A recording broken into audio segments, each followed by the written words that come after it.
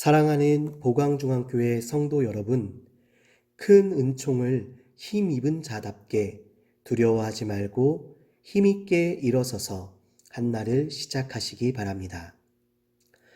오늘은 총회 묵상집에 있는 로마서 5장 12절에서 21절의 말씀으로 순종함으로 라는 제목으로 말씀을 나누려고 합니다. 먼저 묵상을 위한 질문입니다. 십자가의 길에 순종하지 못하는 우리의 모습은 어떤 모습이 있습니까? 본문에서 사도 바울은 대표와 연합이라는 원리들을 통하여 아담의 범죄와 죄책을 예수 그리스도의 순종과 영생에 대비하며 설명하고 있습니다. 인간의 죄와 죽음은 우리에게 생명을 주신 하나님과의 교제를 단절시킵니다. 그럼으로써 우리를 영원히 그분에게서 떼어 놓으려고 합니다. 그리고 한 사람 아담의 죄로 인해 모든 사람이 죄와 죽음 앞에서 자유로울 수 없게 되었습니다. 그러나 죄 없으신 예수님은 우리의 죄와 죽음을 감당하셨습니다.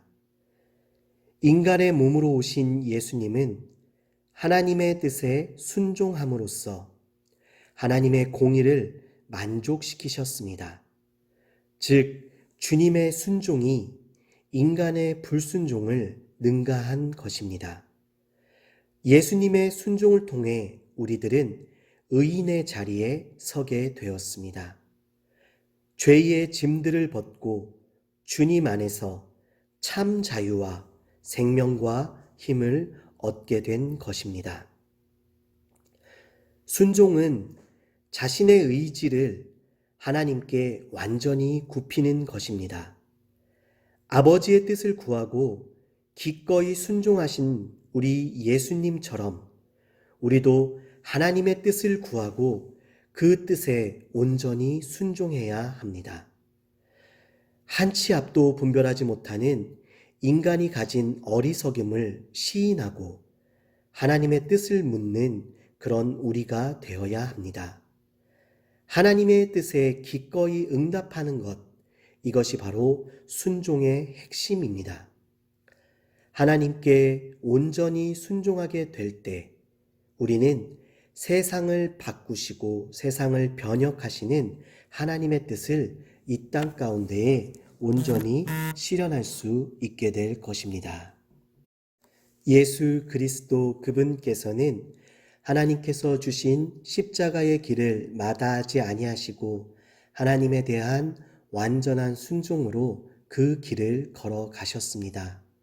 그 본을 따라 우리들 역시도 오늘 우리에게 주어진 십자가를 묵묵히 지고 하나님의 뜻에 완전히 순종함으로써 하나님의 뜻을 이 땅 가운데에 이루어가는 하나님의 사람들이 되기를 간절히 소망합니다. 기도하겠습니다. 주님, 내 생각과 경험, 주장과 판단을 내려놓고 하나님의 뜻을 온전히 따를 수 있게 하여 주시옵소서. 하나님의 뜻에 순종하는 일이 우리의 마음속 깊은 곳으로부터 참된 기쁨이 되는 오늘 하루가 될 수 있도록 우리의 삶을 축복하여 주시옵소서. 예수님 이름으로 기도드렸습니다. 아멘.